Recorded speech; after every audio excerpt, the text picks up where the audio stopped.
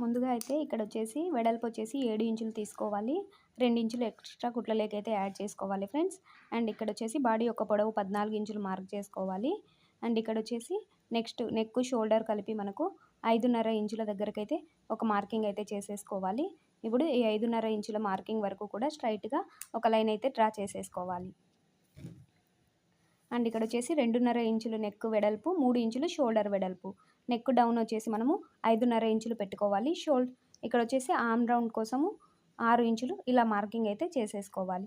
ఇప్పుడు కింద 7 ఇంచులు మార్క్ చేసుకునే విధంగా చెస్ట్ లూజ్ దగ్గర కూడా మనము 7 ఇంచులు మార్కింగ్ చేసుకొని 1 ఇంచు టక్స్ కోసం ఎక్స్ట్రా పెట్టేసుకొని 2 ఇంచుల కుట్లలోకి అయితే మార్కింగ్ చేసుకోవాలి. ఇప్పుడు ఈ మార్కింగ్ చేసుకున్న విధంగా కూడా మనము ఈ 2 డాట్స్ని కలుపుతూ స్ట్రైట్గా లైన్ అయితే డ్రా చేసుకోవాలి. ఇది వచ్చేసి లాంగ్ ఫ్రాక్ బాడీ మెజర్మెంట్స్ అండి. ఫుల్ వీడియో మన ఛానల్లో ఉంది. ఎవరైనా కావాలనుకుంటే వెళ్ళి విజిట్ చేయండి. వీడియో నచ్చితే లైక్ చేసి